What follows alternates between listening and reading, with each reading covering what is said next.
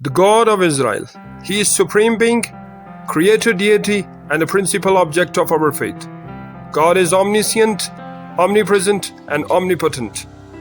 He is related to the conception of transcendence. God is characterized as the metaphysical ultimate being, the first timeless, absolutely simple, and sovereign being, who is devoid of an anthropomorphic qualities. God is the creator and the sustainer of the universe. He is the source of all moral obligations. God coexists in three persons: Father, Son, and the Holy Spirit. God bless you all.